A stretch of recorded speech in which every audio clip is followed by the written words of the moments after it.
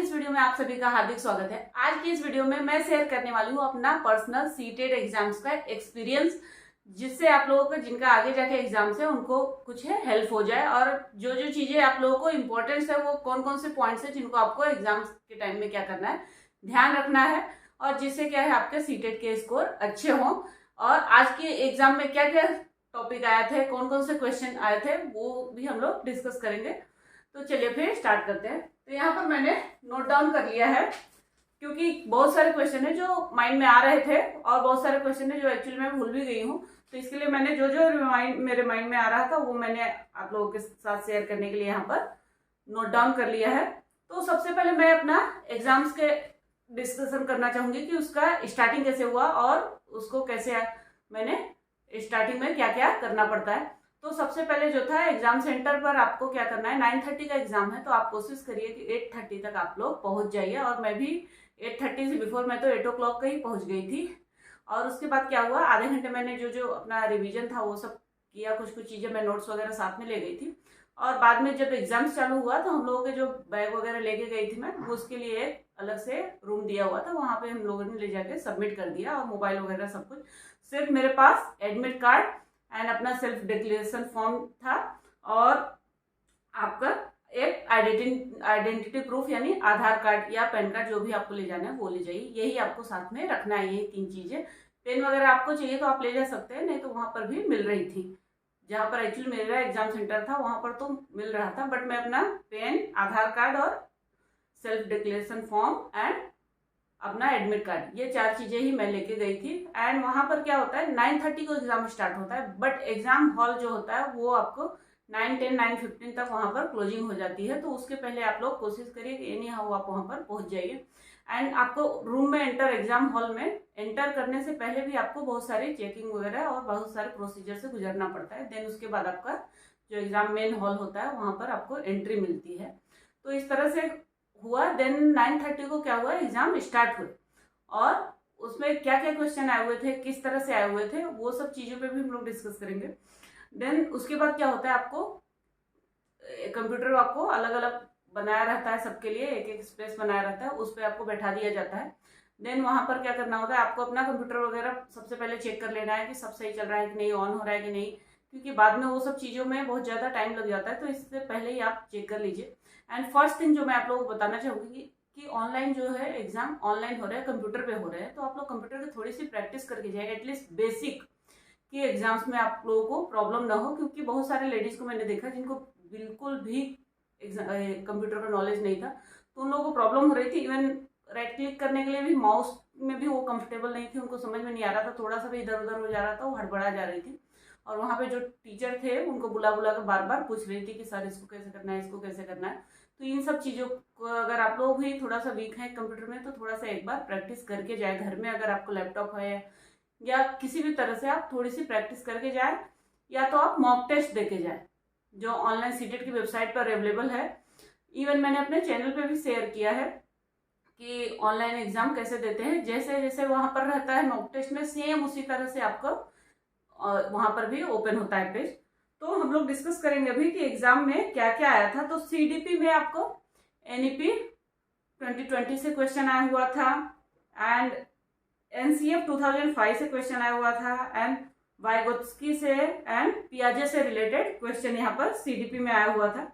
And development and growth यानी विकास और वृद्धि से भी 3 क्वेश्चन थे, एंड डिसलेक्सिया से रिलेटेड एक क्वेश्चन था। और ये टॉपिक बहुत ही मोस्ट इंपॉर्टेंट टॉपिक है, इससे रिलेटेड हर एग्जाम में ही क्वेश्चन देखने को मिलते हैं। एंड ईवीएस में स्लॉग के ऊपर क्वेश्चन दिया हुआ था। और ये सब टॉपिक क्या है, कॉमन से है, ये हर बार ही आपको देखने को मिलते हैं। एंड पक्षियों से रिलेटेड एक क्वेश्चन था कि कौन से पक्षी अंडा देते हैं और कौन से पक्षी बच्चे देते हैं। तो इसके अलावा डांस नृत्य के ऊपर क्वेश्चन था कि कथक और घूमर किससे, कौन से राज्य के नृत्य हैं। तो नृत्य के ऊपर भी मैंने अपने वीडियो में, अपने चैनल पर एक वीडियो बनाया हुआ है कि कौन से राज्य का कौन सा नृत्य है। तो अगर आपने उसको नहीं चेक किया है तो प्लीज उसको भी जरूर चेक करिएगा। एंड इसके साथ ही साथ महाराष्ट्र में सहजन की सब्जी खाई जाती है, ये आप लोगों को पता ही होगा, तो ये भी क्वेश्चन एक आया हुआ था। एंड अरब सागर से सटे हुए कौन कौन से राज्य हैं, जैसे कि आपको पता है कि महाराष्ट्र हो गया, गोवा हो गया, और आपके केरला हो गए, ये सब क्या है, अरब सागर के तरफ जो है राज्य, अरब सागर से सटे हुए राज्य है। तो इससे एक क्वेश्चन आया हुआ था। एंड इसके साथ ही साथ मधुबनी चित्रकला से भी एक क्वेश्चन था। एंड मैप के ऊपर एक क्वेश्चन था। और मैप के ऊपर हर बार ही क्वेश्चन देखने को मिलते हैं, इसलिए मैं आप लोगों को इजी वे में बताने के लिए बता रही हूँ कि आप लोग मैप का क्या है कि अच्छे से आप पढ़ के जाइए कि समुद्र के तट के मतलब अरब जो सागर है उसके तरफ कौन कौन से राज्य है, एंड बंगाल की खाड़ी की तरफ कौन कौन से राज्य है। ये सब कॉमन है, ये हर बार ही आता है मैप से रिलेटेड क्वेश्चन, तो फिक्स है। कभी कभी तो 3-4 क्वेश्चन भी मिल जाते हैं। एंड इसके अलावा मैथ्स के जो क्वेश्चन आए थे वो इजी थे, बट उसमें क्या हुआ मेरे साथ, मैं अपना पर्सनल टाइम आप लोगों को एक्सपीरियंस बता रही हूँ कि मैंने सबसे पहले क्या किया, अपना CDP सॉल्व किया, देन उसके बाद आप हिंदी सॉल्व किया, देन उसके बाद EVS किया। मैंने ये तीनों करने के बाद मैथ से स्टार्ट किया। तो इसके बाद क्या हुआ, मेरा टाइम एटलीस्ट 20 मिनट्स एक्स्ट्रा में चल रही थी, आगे चल रही थी। तो वो टाइम मैंने टोटल मिला के, जैसा मैंने पहले ही प्लान करके रखा था इस चीज को कि मैं ऐसे ही जाके पेपर को सॉल्व करूंगी, तो इस तरह से ही किया। और जो 20 मिनट मुझे ये तीनों सब्जेक्ट का मिला के मिला, उसको मैंने क्या किया, मैथ्स में पूरा यूज किया। और मैंने मैथ्स के सारे ही सम्स को किया। 1-2 में मुझे डाउट था, तो अगर आप लोगों को भी कुछ डाउट होता है, नहीं समझ में आ रहा, वो नहीं आ रहा था मुझे, तो मैंने उसमें क्या किया, तुक्का लगा दिया। और तुक्का लगाने की क्या ट्रिक है उसको भी मैं आप लोगों के साथ शेयर करूंगी। तो इस तरह से मैंने क्या किया, सारा टाइम जो था उसमें आपका बचा हुआ टाइम मैथ्स में यूज किया। देन उसके बाद आगे के जो सब्जेक्ट थे उसको मैंने कवर किया। और लास्ट के जो सब्जेक्ट था वो मेरा संस्कृत था, उसको मैंने अच्छे से पढ़ के किया, क्योंकि उसमें भी टाइम लगता है, तो उसके लिए भी आप अच्छा खासा टाइम बचा के रखिए। एंड इसके अलावा जो हिंदी का पैसेज आया था वो बहुत ही इजी था, बहुत ही अच्छा था। महात्मा गांधी जी के ऊपर हिंदी का पैसेज आया हुआ था, और उसमें से ही पढ़ के उसको आंसर देना था। तो हिंदी जो था वो बहुत ही अच्छा था। एंड बाकी सब्जेक्ट जो थे वो भी आज के मॉडरेट थे, बहुत ज़्यादा इजी भी नहीं बोलूँगी मैं और बहुत ज़्यादा टफ भी नहीं बोलूँगी, मॉडरेट लेवल का था। यानी आप लोग अगर अच्छे से तैयारी करते हैं, इवन मैं तो बोलना चाहूँगी कि मैं तो इस बार बिल्कुल भी तैयारी भी नहीं की थी, क्योंकि मैं तो फॉर्म भर दी थी। लास्ट ईयर मैंने अपना सीटेट क्लियर कर लिया था, बट मैं फॉर्म भरी थी कि थोड़ा सा मेरा रिवीजन होता रहेगा, स्टडी से मैं कनेक्टेड रहूँगी। बट क्या हुआ, आप लोगों को पता होगा कि KVS का भी फॉर्म आ गया था, तो मैंने KVS का अप्लाई किया हुआ है, इसलिए मैंने सीटेट की कोई भी तैयारी नहीं की थी। बट क्या था, मैं लास्ट ईयर क्लियर कर चुकी थी, तो मुझे इसका कॉन्सेप्ट समझ में आ गया था, और किस तरह से तैयारी करनी है, किन किन चीज़ों पे फोकस करना है, वो सब चीज़ें क्या है मेरे KVS और इससे थोड़ी थोड़ी चीज़ें कनेक्टेड है। एंड इसके साथ ही साथ मैंने क्या किया था, प्रीवियस ईयर पेपर किया था कोई वो भी लास्ट ईयर का ही सिर्फ किया था। यानी अगर मेरा ऐसा पर्सनल मानना है कि अगर आप 2021-22 के भी प्रीवियस ईयर पेपर जो है वो भी एटलीस्ट 10-12 भी सॉल्व करेंगे, तो आप लोगों को पूरा कॉन्सेप्ट समझ में आ जाएगा। और वही क्वेश्चन क्या घुमा फिरा के आपको बार बार रिपीट हो रहे हैं, तो आप लोग इजिली पासिंग मार्क ला सकते हैं। ऐसा नहीं है कि बहुत ज़्यादा सीटेड ये है कि नहीं निकल पा रहा है। तो आप लोग क्या करिए, सबसे पहले प्रीवियस ईयर पेपर को सॉल्व करिए। एंड देन दूसरी चीज़ मेरी ये है कि मुझे क्या था, मैं एक चीज़ आप लोगों को बताना चाहूँगी कि कुछ क्वेश्चन में मुझे क्या था, कंफ्यूजन हो रहा था, 2-2 ऑप्शन मुझे सही लग रहे थे, तो मैं उस पर बहुत ज़्यादा सोच रही थी। तो उसमें मैंने क्या किया, उसको सबसे अच्छे वे में आपको क्लियर करने का क्या है, डील करने का उसके साथ, ये आप लोगों को मिला हुआ है ऑप्शन, फ्लैग ऑप्शन। आप ऑप्शन में जाके देखिएगा कि फ्लैग दिया हुआ है, उससे क्या कर सकते हैं कि आप फ्लैग ऑप्शन अगर क्लिक करते हैं उस पर, तो आप वो क्वेश्चन को बाद में भी जाके आप चेंज कर सकते हैं। अगर बाई चांस आपके पास टाइम नहीं मिला तो उसको क्या करेगा, सीटेड काउंट करेगा, उस पर आपको मार्क्स देगा। तो ये जो ऑप्शन है ये बहुत ही इंपॉर्टेंट है, इसका आप लोग भरपूर यूज करिएगा। तो फ्लैग ऑप्शन का यूज करके मैंने अपना, मेरे ऐसा लगता है, मेरा ऐसा मानना है कि मैंने अपना कम से कम 10 to 15 मिनट्स अपना सेव किया, क्योंकि मैं बहुत ज़्यादा एक क्वेश्चन के ऊपर सोचते बैठने से अच्छा है कि आपको आंसर तो वही देना है जो आप लोगों को सही लग रहा है, तो उस पर आप क्लिक कर दीजिए और डाउट के लिए आप फ्लैग ऑप्शन लगा दीजिए। इससे क्या होगा कि आप लोगों को टाइम मिला तो चेक कर सकते हैं, नहीं टाइम मिला तो वही आपका राइट आंसर काउंट होगा और आपके मार्क्स उस पर मिलेगा। तो सबसे पहले आप लोग क्या करिएगा, फ्लैग ऑप्शन का भरपूर यूज करिएगा।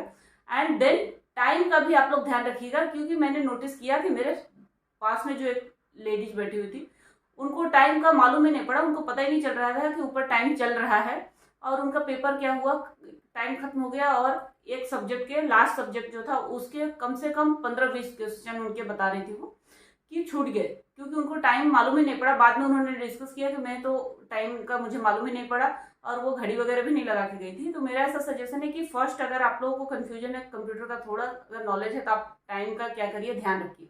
नहीं तो आप सेफर साइड के लिए क्या करिए, आप खुद अपनी वॉच क्या करिए, पहन के जाइए और वहां पर टाइम के अकॉर्डिंग, यानी 30 मिनट्स मिलता है एक सब्जेक्ट के लिए, तो 30 मिनट्स में ही उसको सॉल्व करिए। इवन कोशिश करिए कि 25 मिनट्स में एक सब्जेक्ट को खत्म करिए।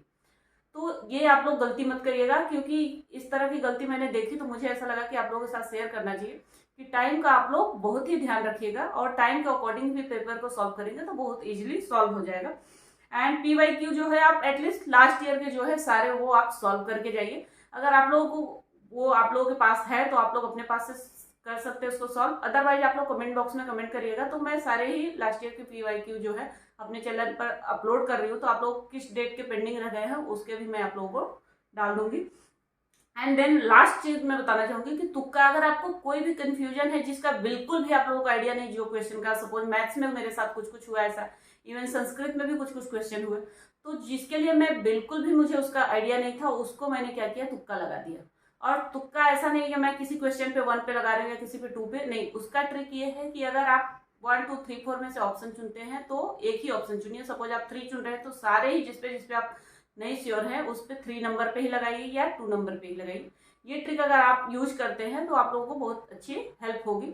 और ये मेरा आज के यानी 9 जनवरी के पेपर का एक्सपीरियंस था, मेरा रिव्यू था आज के एग्जाम के लिए, और मेरा पेपर बहुत ही अच्छा गया है। आई होप मेरे जो मार्क्स है वो लास्ट ईयर से भी इस साल ज्यादा आएंगे, और मेरे कितने मार्क्स आए वो भी मैं आप लोगों को आगे जाके जरूर शेयर करूंगी।